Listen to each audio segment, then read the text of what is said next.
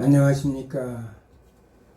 지난 한 주간도 평안하셨습니까? 이제 오늘 6월 30일 금년도도 1년 중에 반토막이 지나가고 있습니다.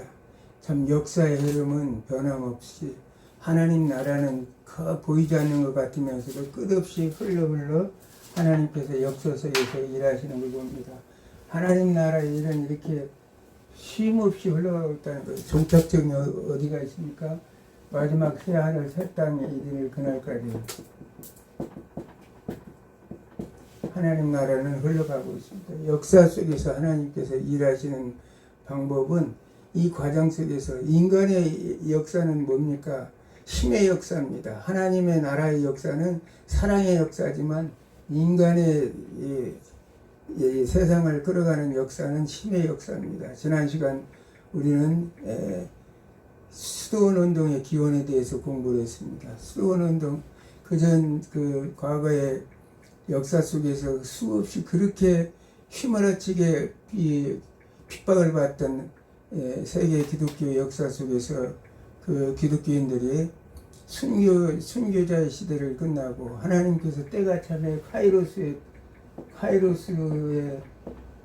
때가 참에 하나님께서 직접적으로 개입하셔서 인간의 역사 속에서 개입하셔서 흘러가는 힘으로 끌고 가려는 세상 역사를 이렇게 방향을 틀어서 이제 하나님께서 주도적으로 이끌어가는 세상으로 끌어가는 걸 봅니다.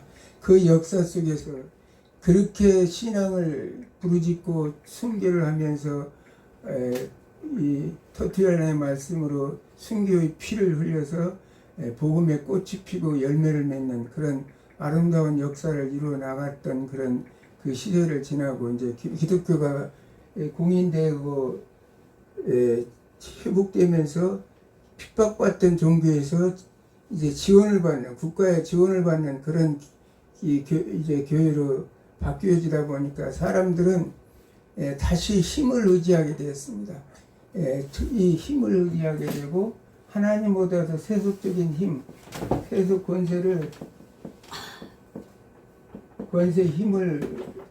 힘을 얻게 돼서 힘을 의지하고 세속화가 되는 걸 봅니다. 그러면서 많은 종교적 영웅들, 종교적 영적 거장들이 이제 사라지고 백성들의 눈에는 오늘날도 마찬가지로 우리 한국교회도 그런 영적 거장들이 다 사라져버린 시대입니다. 어떤 분이 존경받을 그런 인물이 한 명도 없는 이런 세상 속에서 우리는 살아가고 있습니다. 그때 이제 나타난 자들이 누구냐? 바로 수도사들이었다는 사실을 우리가 알 수 있습니다. 역사의 수레바퀴 때마다 하나님께서는 새로운 인물들을 통해서 역사를 이끌어 가신다는 사실을 우리가 알 수 있습니다. 예수님께서는 말씀하시죠. 심령이 가난한 자는 복이 있나니 천국이 저희들일 것이며 마태복음 5장 5절에 말씀하시죠. 심령이 청결한 자는 복이 있나니 저희가 하나님을 볼 것이다. 하나님 천국의 백성이 되고 심령이 가난한 자 그리고 청결한 자, 마음이 청결한 자는 하나님을 볼 것이다. 하나님을 볼 것이다. 이런 자들이 누구였냐면 중세 그 역사 속에서 바로 이제 그 세속적인 그런 모든 욕망과 그 야심을 다 버리고 하나님을 조차 실행하기를 원했던 자들이 누구냐? 바로 수도사였고 지난 시간에 강의했던 안토니우스나 파코미우스나 바질과 같은 그런 자들이었다는 사실입니다. 오늘 하나님의 말씀을 한번 읽고 시작하겠습니다. 마태복음 16장 24절. 마태복음 16장 24절. 예수께서 제자들에게 이르시되 누구든지 나를 따라오려거든 자기를 부인하고 자기 십자가를 지고 나를 따를 것입니다. 아멘. 예수님을 따라간다는 건 쉬운 일이 아니죠. 자기를 비워야 돼요. 자기를 비워야 돼요. 예수님께서는 빌립보서 2장 5절에 우리는 예수 그리스도를 본받으라 이렇게 얘기하죠. 그러면서 예수 그리스도가 어떻습니까? 자기를 비웠다고. 빌립보서 2장 7절에 자기를 비워 종의 형체로 오셨다. 자기를 비운다는 자기를 비워 헬라어로 케노시스라는 뜻입니다. 케노시스라는 이 케노시스 기독론에서 케노시스 기독론이라는 얘기를 하는데 케노시스 자기를 비워 자기를 비운다는 것은 예수님 자신이 욕망과 모든 것들을 일신의 신적 권능을 다 버리시고 하나님의 뜻 안에서 완전히 순종하여 하나님의 뜻을 이루기 위해서 살았던 사실을 얘기하고 있습니다. 우리가 예수 그리스도의 제자가 되기 위해서는 오늘 말씀처럼 자기를 부인해야 돼요. 자기를 비우려면 자기를 부인하지 않으면 안 된다는 사실이에요. 자기를 부인하고 자기 십자가를 지고 주님을 따라가야만이 진정한 그리스도의 삶, 그리스도인의 삶이 되고 하나님 나라의 백성이 되는 것을 우리가 알 수 있습니다. 오늘은 중세 초기의 수도운동, 지난번에는 이제 이 중세 이전에부터 있었던 수도사들의 얘기를 했죠. 이제 그런데 오늘은 중세 초기의 수도운동을 말씀을 전하기 합니다. 중세 초기 서구의 수도운동은 성 마틴이라는 사람으로부터 있었어요. 성 마틴.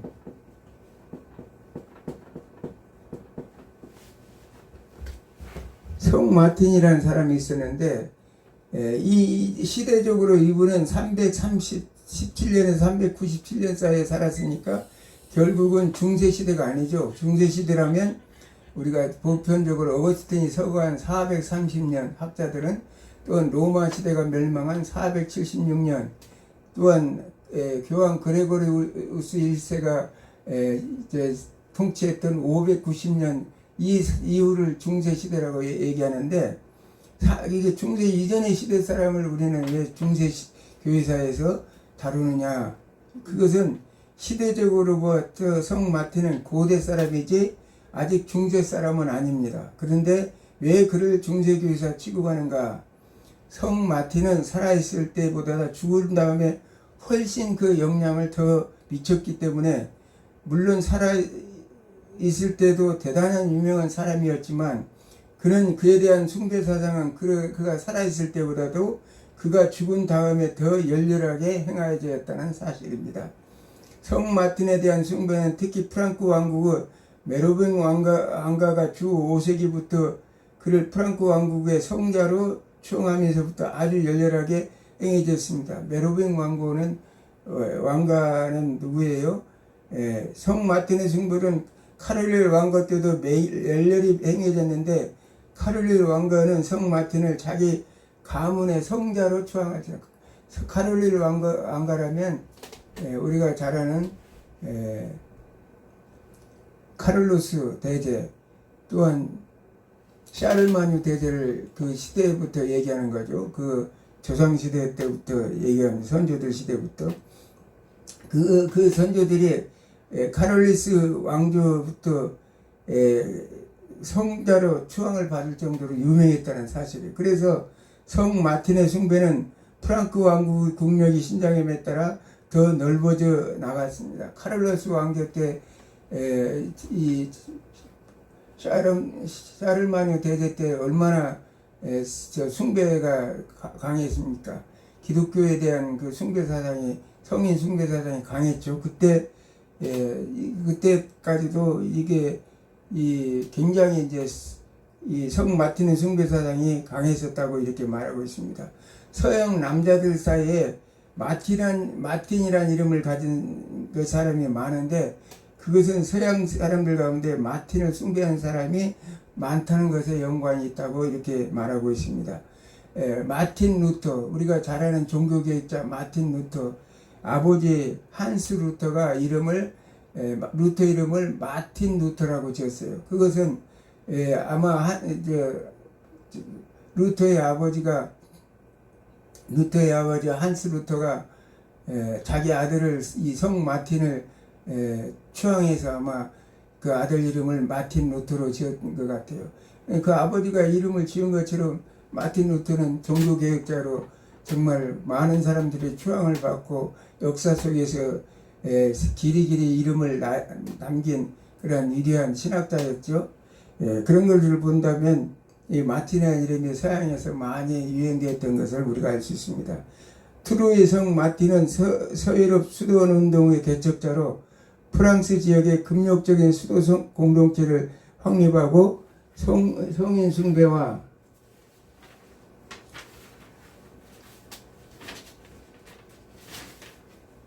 수도원 운동 생활을 확립시키는 데 기여했습니다. 그는 사막의 운둔형 수도와 생활과가 달리 도시 인근에 수도원을 세워 실질적 신앙 선교를 창조하는 4세기 갈리아 현재 프랑스 지역에서 금욕적 수도 생활을 도입하고 체계화하여 서방 수도원 전통의 기틀을 마련했고 서방 수도원주의 아버지라고 불렸습니다. 그러니까 수도원이 멀리 도시를 떠나서 저 사막 가운데 있는 게 아니라 파코미우스가 그 도시 인근 근처에 수도원 생활을 파코미우스가 최초로 이제 공동체 생활을 했다고 그랬죠. 수도사들 그 혼자 그 수도하는 수도사들이 아니라 같이 공동체 생활을 하는 코이노니아 공동체를 이뤘다고 지난번 수도 강의에서 파코미누스가 이렇게 했다고 이렇게 말씀드렸습니다. 그런데 오늘 지금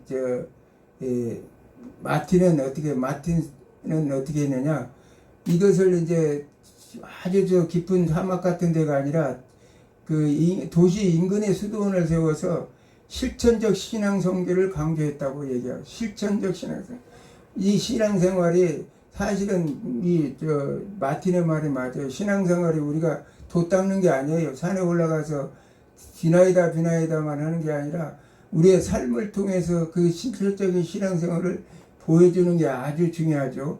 그래서 초기 기독교 세속화에 반대하여 기도와 가난, 세속화에 반대해서 기도와 가난, 노동 중심의 수도 공동체를 건설하고 주교가 된 후에도 수도자적 삶을 유지하며 수도운동 확산에 기여했습니다. 그래서 마틴도 결국은 주교가 됐어요. 나중에 주교가 되고 74대 교황에 했다고 이렇게 말하고 있습니다. 트루의 성 마틴이 주도한 서방 수도원 운동은 광야의 운둔 중심의 동방과 달리, 동방의 수도원 운동은 운둔 지역에서 운둔하면서 수도사 생활을 했다면, 지금 마틴의 서방 수도원은 사회와 호흡하는 반운둔적 영성을 해보겠다. 반운둔적 영성 생활을 했고, 복음 전파를 위해서 선교적 수도원, 그러니까 도시 인근에 있으면서 수도원을 하면서 복음을 전파하는 수도원이 역할을 했다는 사실입니다. 그러면서 노동과 기도의 균형을 특징적으로 하여 프랑스 지역의 교회의 기초를 다졌습니다. 그 당시 갈리아 교회의 기초를 다졌다고 이렇게 말하고 있습니다. 이만큼 성 마틴은 비록 그가 중세 사람도 아니지만 이미 이전에 고대 사람이었지만 그 이름이 중세까지 이름이 올려 있어서 정도로 중세 수도원 운동의 초기 선교사로 이렇게 이름을 날릴 정도로 그만큼 유명한 사람이었다는 사실을 알고 있습니다. 그 다음에 이제 베네딕트 수도원.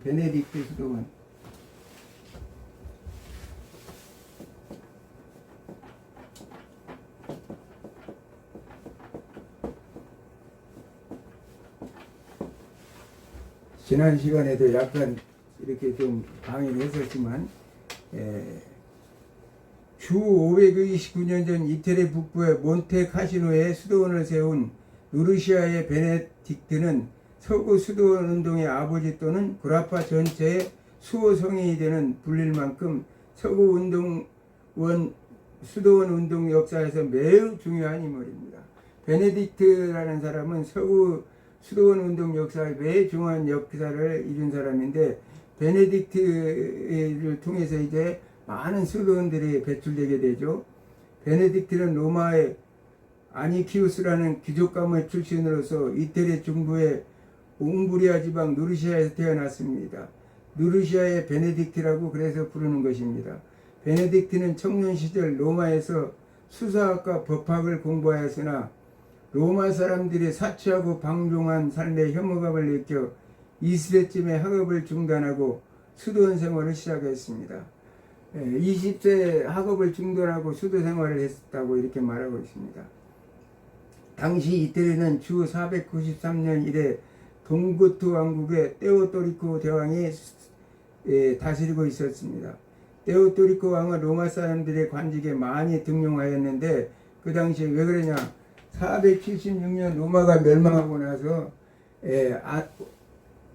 오도 아케르가 로마를 멸망시켜서 한 16년 지배했다고 그랬죠. 그러면서 동로마 제국의 콘스탄티노플에서 자란 그 당시에 동고트족의 그 족장의 아들이었는데 테오도리크는 그 당시 아마 인질로 끌려왔었던가 봐요. 그래서 어려서부터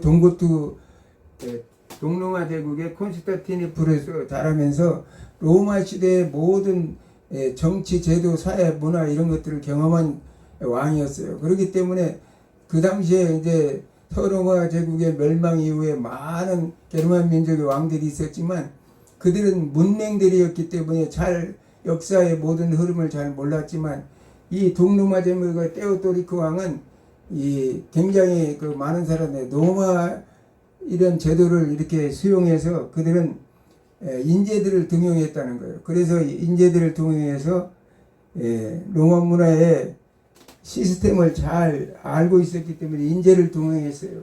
그래서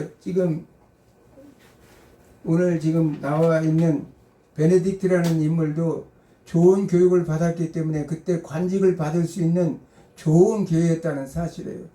그 당시에 지난 시간에 우리가 공부했지만 로마가 멸망되고 교육이고 문화, 정치, 산업 모든 것이 다 완전히 무너져 내리면서 이제 문맹률이 굉장히 높았다고 그랬죠. 거기다가 게르만 민족의 문맹률은 말할 것 없이 90% 이상이 되었으니까 글을 아는 사람이 없는데 오늘 이 베네딕트 같은 사람들은 정말 그때 테오도리코 왕 동로마 제국의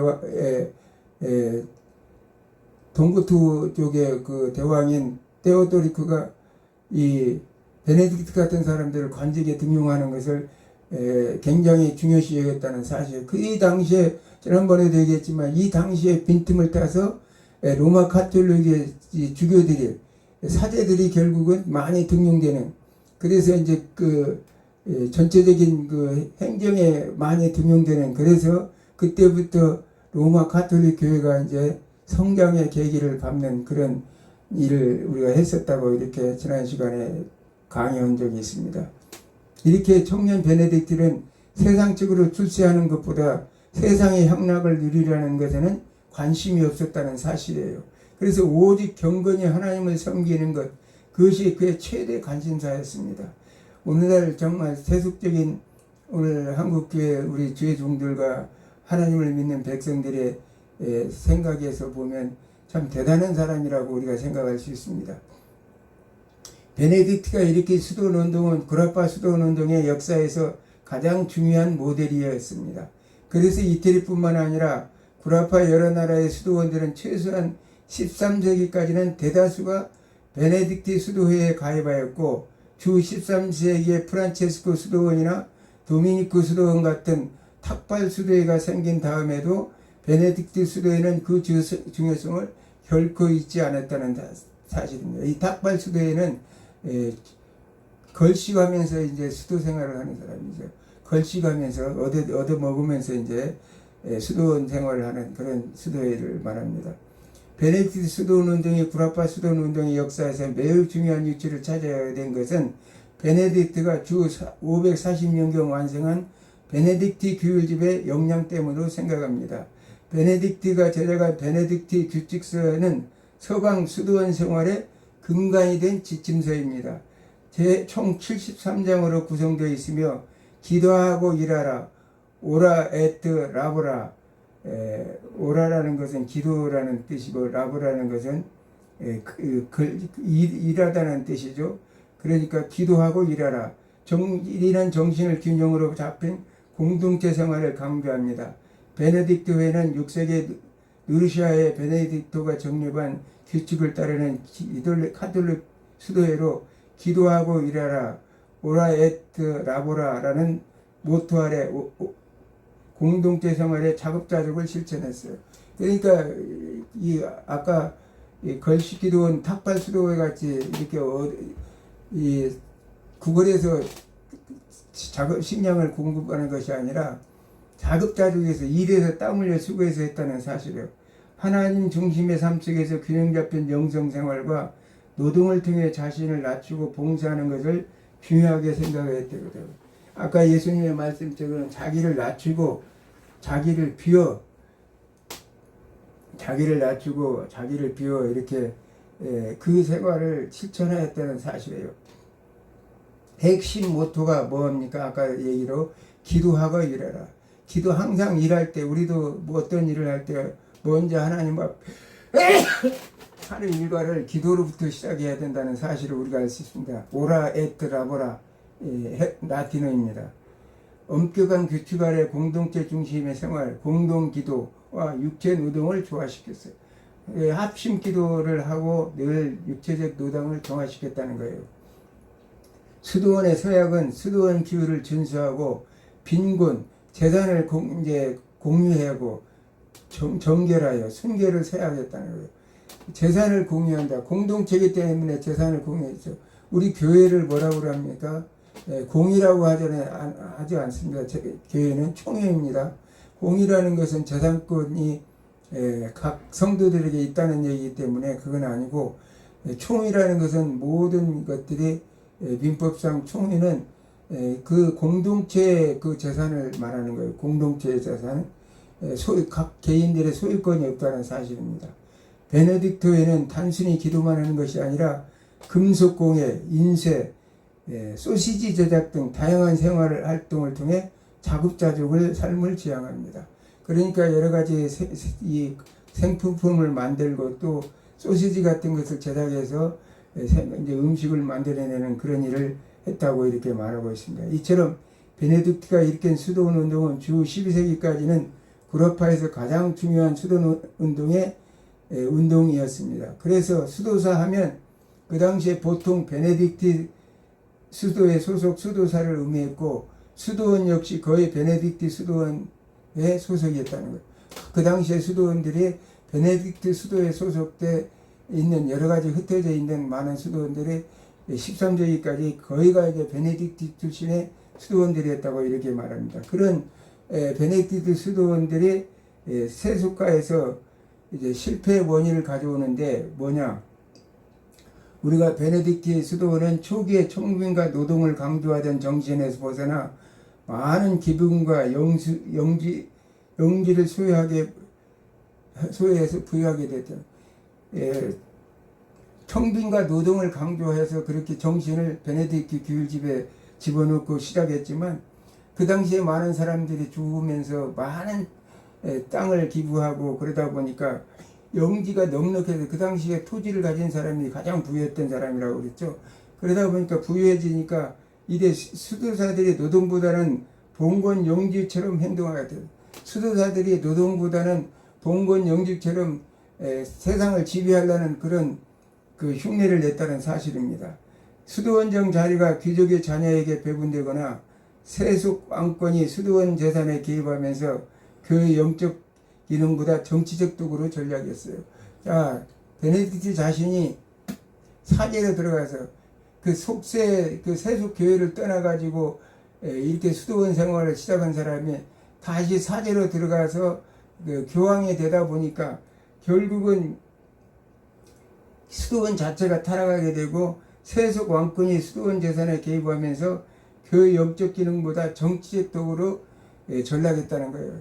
결국은 정교 유치, 중세교회 타락의 가장 원인은 교회가 정치에 개입하고 정치와 결탁한 정교 유착을 통해서 중세교회가 타락했죠. 로마 교회가 그런 걸 했는데, 이 베네딕트 수도회도 결국은 나중에 이런 타락하게 되었다는 사실이에요.